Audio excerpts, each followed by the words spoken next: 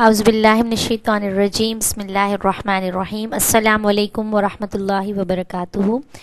Today I would like to share with you, this is a thought-provoking session in which we would discuss the poet of the East has talked about teenagers as Shaheen. He addresses them as Tu Shahi hai, Parwaaz hai kaam tera. When we move on streets and roads, we see a lot of teenagers and they are doing one-wheeling. Most of you must have seen them, and we wonder who these people are. Why do they do so? And what is the problem with them? Scientists have attempted to investigate these questions, and they have investigated the questions like why do teenagers do what they do? What makes them so thrill-loving and risk-taking? And why do they seek the so-called excitement and thrill? What is the problem with them? They have discovered that the problem lies in the mind. Actually, at that stage, in those years, from 12 to 25 years of age, they took some young people in 1990s and National Institute of Health Project studied them, and they found out that during that age, there's a massive reassembling and organization going on in their minds that makes them so thrill-loving, risk-taking. They are always open to something new. They are always looking for some unusual thing or unexpected thing. There's always a desire to be the best among the peer. These are the key traits of teenagers that distinguishes them, and the poet of the East addresses the youth and talks of them as risk-takers, thrill-lovers, sensation hunters, and calls them the Shaheen. That's the bird eagle. नहीं तेरा नशेमन कसरे सुल्तानी के गुंबद पर, तू शाही है बसेरा कर पहाड़ों की चट्टानों पर. शाही कभी परवाज से थककर नहीं गिरता, पुरदम है अगर तू तो नहीं खतरे उफ्ताद. परवाज है दोनों किसी एक फिजा में, किर्गिस का जहां और है शाही का जहां और. Kirgis is a bird vulture and Shaheen is a brave, courageous bird. Kirgis makes his victim as a dead, and Shaheen always attacks on a live enemy, live prey. But the poet of the East says, अफसोस सद अफसोस के शाही न बना तू, देखी न तेरी आँख ने फितरत के इशारात. उकाबी रूह जब बेदार होती है नौजवानों में, नज़र आती है उसको अपनी मंजिल आसमानों में. He calls the youth that they should provoke in them, they should have an inspiration from the eagle, and they should always have a high vision. They should always aim high, and they should always look towards this sky. Let's see what are the unique traits of the bird eagle. In ancient literature and many biblical writings, they speak very positively of the eagle because eagle is a bird of strength, eagle is a symbol of war, and eagle was a symbol of imperial power since Babylonian times. Eagle are a symbol of beauty, bravery, courage, honor, pride, and determination. They exhibit power, freedom, and grace. Eagles subsist mainly on live prey, and they are too ponderous for effective aerial pursuit, but try to surprise and overwhelm their prey on the ground.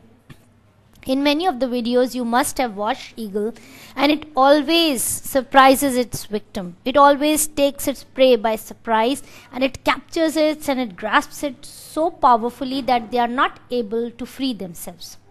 Also, it's a unique quality of eagle that it can see from a very height. For example, there was a video in which I watched that an eagle was capturing a rabbit, and it could spot it from over 2 miles of a distance. An eagle never surrenders to the size or strength of its prey, and it is always gives a fight to win its prey. When there's a storm, all the other birds fly away and they fear it, but it's only the eagle who is mighty enough, who is powerful enough that it soars on greater heights. The eagle takes advantage of the very storm that lesser birds fear and head for cover. Eagles can fly up to an altitude of around 10,000 feet, but they are able to swiftly land on the ground, and no other bird can do this. Also, research has shown that it is very, very gentle and very kind to its young one from all the members of the bird family. So, what we are discussing are the traits of eagle. Eagle has strength, it has determination, it's fearlessness, it is opportunistic, it always aims high, it's very kind and caring, always takes a risk, and is excellent in its flight. Here is a direction for all those thrill lovers and sensation seekers. Use your thrill, excitement, risk taking to achieve the strength, determination, and excellence. Because you, teenager, are the Shaheen that the poet of East, Allama Iqbal, addresses. The big idea, the big picture, youth can achieve. There are many examples that we have, many people, great scientists, great researchers, big people who have always achieved what they wanted, and they were very young at their age. The Wright brothers, Thomas Edison, Madame Curie, many of them. The great Sultan Salahuddin Ayyubi, Muhammad bin Qasim, they were only 18 years old then when they conquered Sindh and Palestine. Sayyid Abul Ala Maududi was only, Rahmatullah alayh, was only 18 years old when he wrote such a big book and such a contribution, scholarly book. And people know that they were very young and they spent their time, they spent their lives struggling and doing something good for their society. What the one thing as youth we need to understand, we can achieve. We are capable of a lot more than we actually do in our real lives. How can youth achieve? One great researcher, Ibrahim Maslow, studied the personalities of great achievers, and he developed the idea that people who are able to think beyond their basic needs, discover themselves, and do something for the benefit of their fellow men, they are the highest achievers. We are all human beings. Then we reach a stage called self-actualization. After self-actualization, we contribute to the society, and this contribution is the thing that makes us happy. So happiness schema goes, if you deliberately plan on being less than you are capable of being, then he says, I warn you that you will be unhappy for the rest of your life. So our contribution to the society is what wins us happiness. How can we contribute to the society? Every small step that we make can make a difference. We always begin small. We have to focus on learning. The more we learn, the more you learn, the more you can contribute. Learning also happens through books. It also happens through keen observations of Allah subhanahu wa ta'ala's world. A knowledge of human psychology, language, Quran and geography will help you find ways to contribute. Here are some activities that you can plan with your friends. I start a street cleanup day with a barbecue party. Let's clean up our community. Tree plantation campaigns. Have a My Inspiration Facebook page.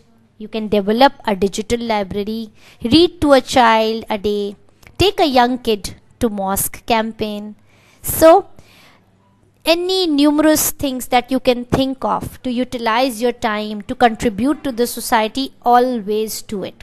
Some of us can talk well, speak well, they can communicate to the people by their speech. Some of us can write well, they can contribute by writing. We can write blogs, we can write on pages, we can write to the editors. We see something bad going on, we should stop it. And the lesser level of Iman is to just think of it being bad in heart. We have to stop it with our tongue. We have to stop it with our hands. So we should always do something that can stop it. Also, after Fajr morning walk, we can water the trees and have a yummy breakfast. Now we are always, teenagers are always planning some sort of party. So we can utilize them in a positive way. We can have nature photography. We can develop pages on youth contribution that focus on, rather than the pages that are only posting their pictures here and there and just making fun and love and excitement, all that. So we can have a contribution notebook. We can share our ideas. Throughout your life, one thing you have to do is to keep a constant check on yourself. Whatever we are doing in our life, we are always accountable for it. Whatever positive or negative, we have to stand in front of Allah subhanahu wa ta'ala, and we have to be accountable for every deed. So we always have to remember that whatever good we do in life, we have to do it faithfully. We have to do it not for worldly gains, we have to do it for eternal pleasure and success. Put all your energy, contribution and hard work into whatever you do, and believe me, this would be an automatic contribution to the society. Islam always associates success and contribution, and in Islam you see Surah Asr, the message of Suratul Asr is that time is passing by and all the people are passing by and the time is going on, and khusr, Quran says a loss, a great loss. Everybody is at a loss except for those people who believe, who take the task of doing these four things. One, they believe in Allah subhanahu wa ta'ala and the day of judgment. Second, they change themselves accordingly and they start doing some great deeds, good deeds, amalus salihat. Then they always preach others to do the good deed, and then whenever troubles come, watawasaw bis sabr, they deal it with patience, and they also preach it amongst their peer that we have to deal with patience. So every good deed that we do goes on. Allah subhanahu wa ta'ala writes those good deeds and everything is written. So in our world, success means having some good luxurious life, having good mobile phones, having some bank balance, having some great status, going to some good posts. But in Allah's eyes, success and contribution is done by the people who do these four jobs. This is a message of Al-Asr, and the idea has been elaborated in numerous places in the Holy Quran. In Ahadith, we find Khairun Nas, Mayyan Faun Nas, the best among people is the one who benefits other people. Some source of inspiration by some great people: don't give up. Our greatest weakness lies in giving up. The most certain way to succeed is always to try just one more time. Try again, and then you would succeed. Also, many people in life, by Thomas Edison says, many people in life's failure are people who did not realize how close they were to success when they gave up. So we don't have to give up.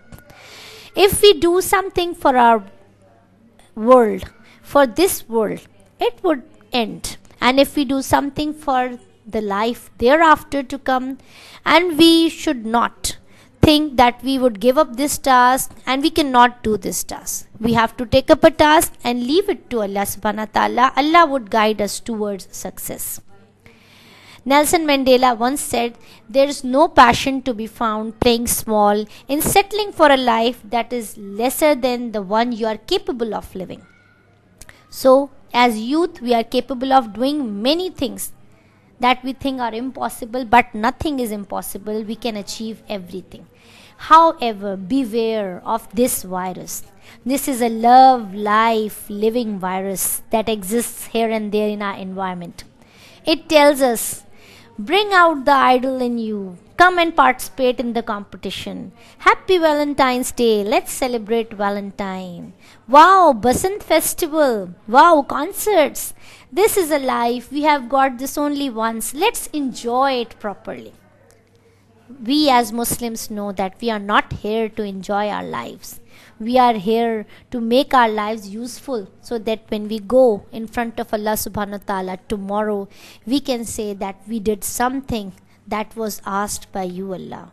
And Ameen. Inshallah, Allah would make us so. This love, life, living virus attacks the mental and physical abilities of youth and makes them useless. It manifests itself as a lifestyle, as an activities, and we think that it brings us happiness. That's not happiness. Our message to you is that you have the power, don't waste it. Dream big, aim high, live the Shaheen way. Thank you so much. Jazakumullah khair wa ahsanul jaza.